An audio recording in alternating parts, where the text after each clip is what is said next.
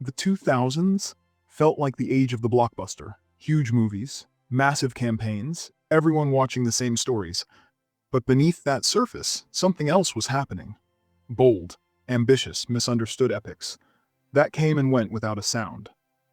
This is a look back at the ones we lost, the films the world just wasn't ready for. First up is a film that honestly feels like pure impossible magic brought to life on screen. The Fall, 2006. The premise alone is pretty captivating. You've got this broken man, a stuntman, laid up in a hospital. He starts telling this fantastical story to a little girl who's also a patient there. And the lines between his harsh reality and her vivid imagination, they just completely blur. It's beautiful. What really struck me is the sheer, almost audacious way it was made. This film was shot across 23 countries. 23. And get this, there is zero CGI in it. Zero. Let that sink in. We're not talking digital trickery here. This is director Tarsem Singh literally taking his camera everywhere. Vast deserts, ancient temples, stunning waterfalls, ornate palaces, all to create this world born entirely from imagination and grief. The emotional core is so powerful. It looks like a dream, painterly, mythic, incredibly vibrant, but it's deeply rooted in despair. You have the suicidal stuntman pouring all his sorrow into this narrative. And then there's this little girl. Through her sheer unscripted innocence, apparently the actress wasn't working from a script, she transforms that despair into hope. This kind of ambition wasn't cheap. The film cost around $30 million to make. Its worldwide box office, just $3.7 million. Why did it vanish? Probably terrible timing, virtually no marketing push, a tiny release.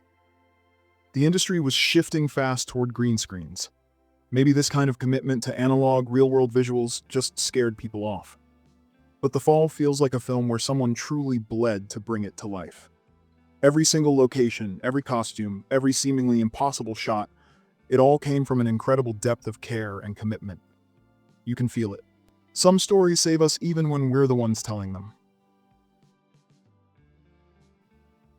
Master and Commander, The Far Side of the World, 2003. We shift now to an epic of history and rigorous authenticity that also struggled to find its lasting footprint.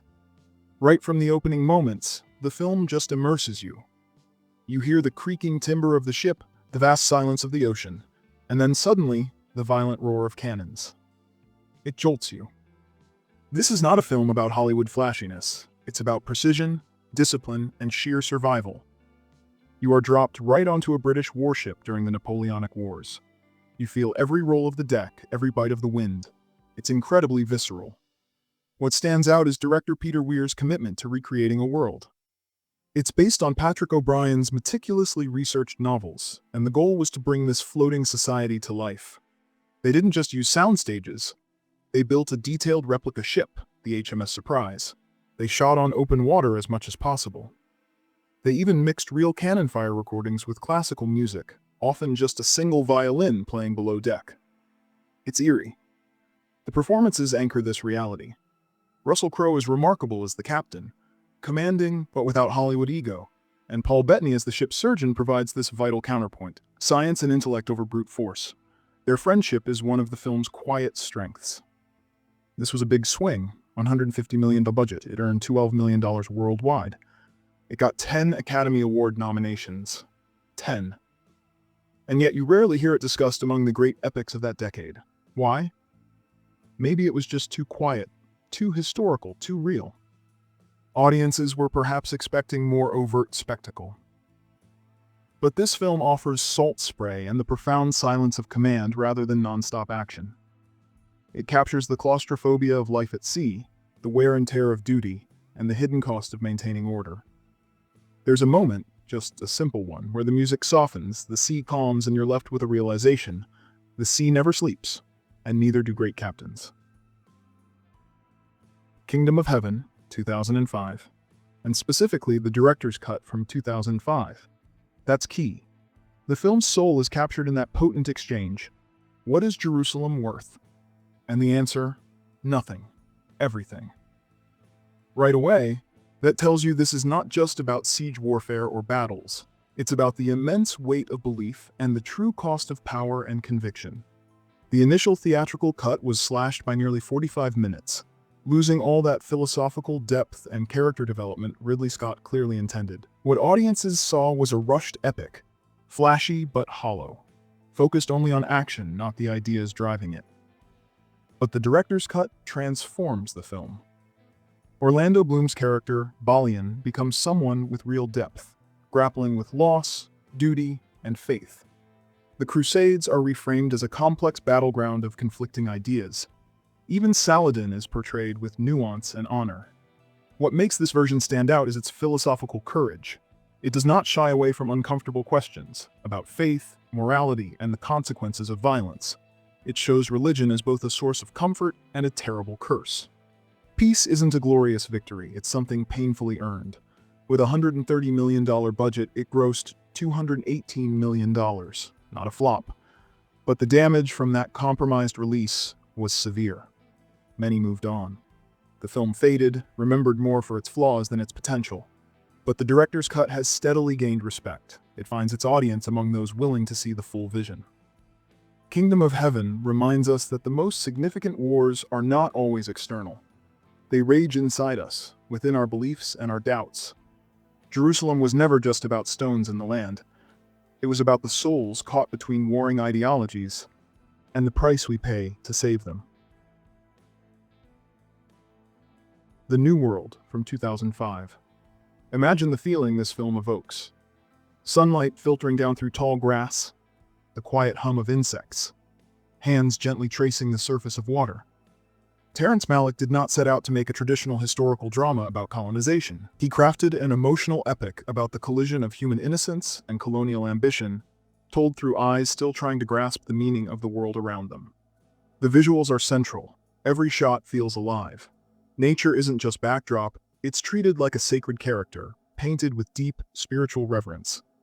At the heart of it all is Q'orianka Kilcher's performance as Pocahontas. Quiet, mesmerizing. A stunning debut. Her gaze carries curiosity and deep sadness. She embodies a spirit caught between two colliding worlds. Why wasn't this film more widely seen? It wasn't the simplified, sweeping Disney version. No easy romance, no straightforward plot. Malick offers silence, ambiguity, a patient meditation on human nature and our impact on the environment. Audiences in 2005, used to faster-paced epics, were not ready for its slow rhythms, its whispered truths. With a $30 million budget, it earned only $12.7 million. Barely registered. Critics were divided. Many viewers were puzzled. Yet looking back now, its beauty seems clearer, more potent. It stands as one of cinema's purest meditations on innocence, the natural world, and the fragile line between understanding and exploitation. Watching it today prompts a quiet reflection. What if we had met the New World differently? With humility, with wonder, with silence. Mongol from 2007. The opening hits like ice and steel. Blood on snow, the brutal sound of blades clashing, eyes locked in fierce determination. It immediately sets the tone. This is a story about how legends are not born, they're forged. It follows Temujin before he becomes the Genghis Khan we know. Just a boy, forced into chains, robbed of everything. The film captures the unrelenting brutality of survival on the Central Asian steppe, blending fate and folklore to tell the origin of history's greatest conqueror in a way rarely seen in Western cinema.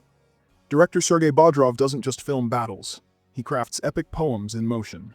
Vast shots of the steppe, armies thundering across the horizon. It's violent, yes, but also mythic and majestic.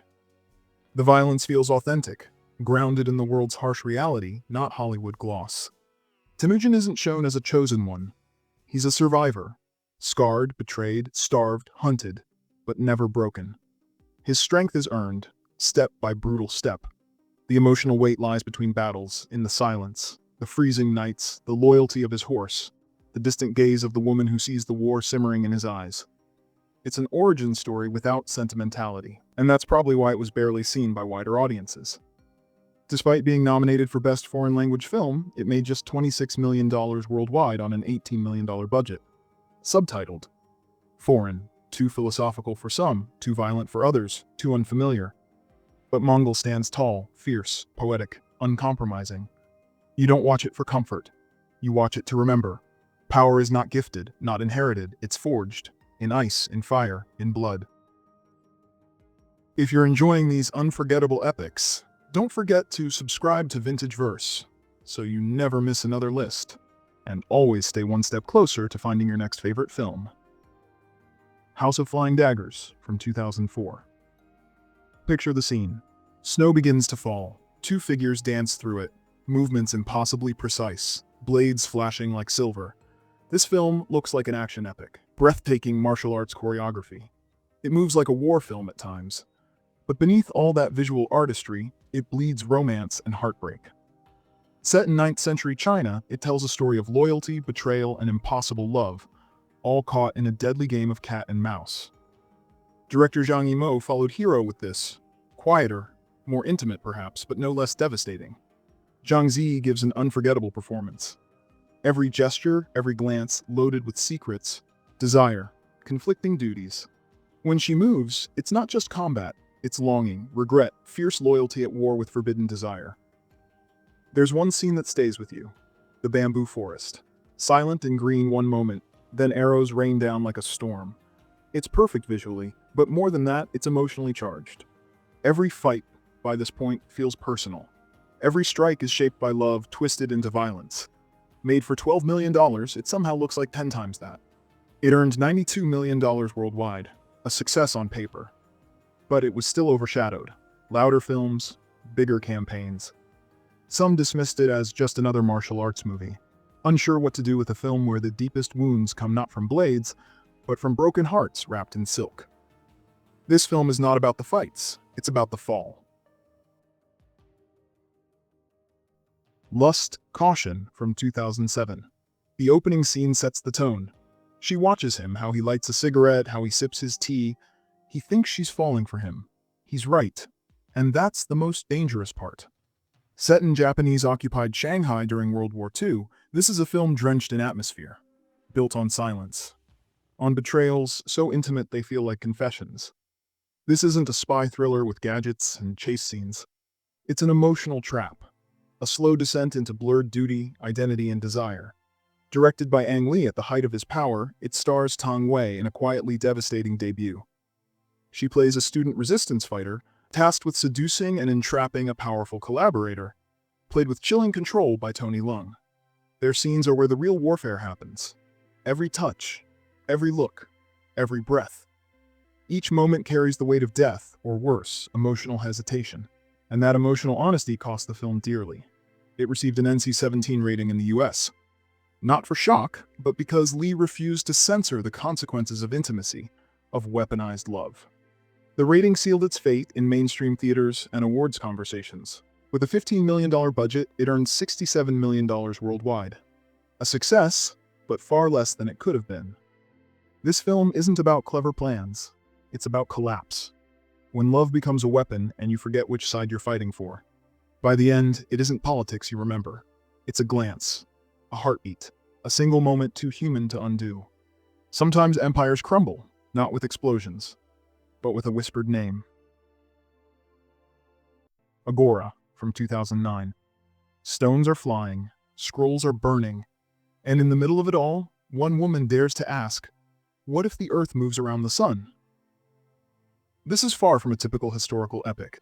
No chosen heroes, no battles for thrones. Instead, it's the story of Hypatia of Alexandria, brilliant, curious, defiant, fighting to keep scientific inquiry alive as the world around her slips into chaos. Set in 4th century Alexandria, the film depicts the rise of religious extremism with chilling detail. Science becomes heresy, intellectual pursuit becomes dangerous, and silence becomes the only path to survival.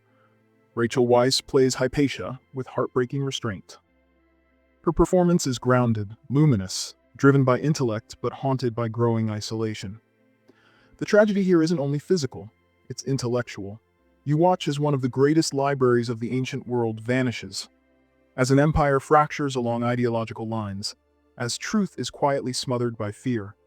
Director Alejandro Amenabar does not flinch. He asks, what happens when belief destroys inquiry? When progress is choked, not by violence alone, but by politics and dogma. Despite a $70 million budget, the film only made $39 million worldwide. It bombed, barely released in the US, There was quiet controversy, religious pushback, distributors hesitated, and it disappeared. But Agora lingers. It's not a footnote, it's a warning.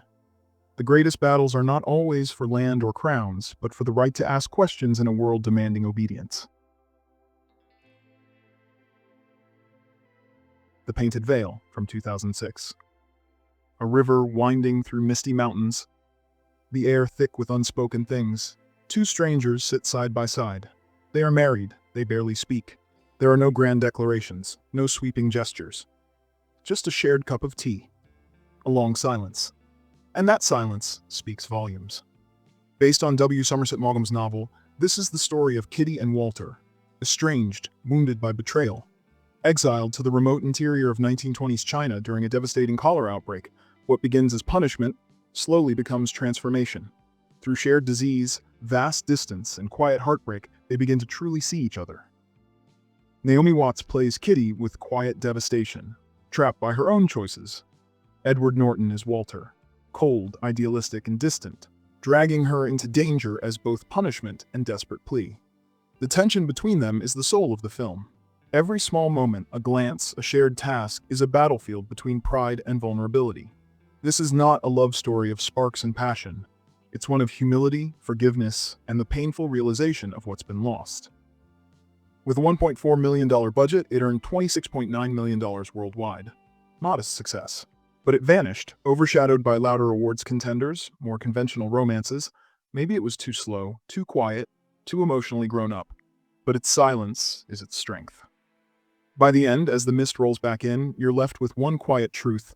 Some love stories don't end with a kiss. They end with a look that finally understands. The Fountain from 2006. It wrestles with the most profound human themes, life, death, and love stretched across time. Consider the opening image. A man holds a ring to his lips. He whispers a promise to the stars, searching for the woman he loves across centuries. Darren Aronofsky's film is not neat science fiction. Not traditional fantasy. It's like grief itself, fractured, poetic, and eternal. 3 timelines, 3 realities, all bound by one soul, trying to stop the inevitable. A man tries to cure death, to rewrite fate, to hold on to the person who defines his entire existence. Ancient empires, dying trees, distant galaxies, monks and warriors and surgeons, all part of the same impossible question: how do you say goodbye to the one person who is everything? Hugh Jackman delivers what may be his most vulnerable performance. He's not a superhero here. He's a man unraveling across time. Rachel Weisz is luminous. Wife, memory, muse. She haunts every frame with tenderness and inevitability. The visuals are otherworldly, but not CGI. Aronofsky used real chemical reactions filmed under microscopes. The stars, the nebulae, the tree of life, all handmade, all achingly human. Despite a $35 million budget, the film only made $15.9 million worldwide. Audiences didn't know what to make of it. Too nonlinear, too spiritual, too strange. But for those who've lost deeply, who feel time like a wound, this film connects. You don't watch The Fountain to understand. You watch it to feel. And when it ends, not with an explosion but a whisper, some love stories transcend time. Some goodbyes never stay gone. These films didn't fade because they failed. They faded because we weren't listening. But they're still here, waiting. So if one title caught your eye, go find it. Watch it. Feel it. And if you love discovering forgotten treasures, subscribe to VintageVerse. More hidden stories are waiting right beneath the surface.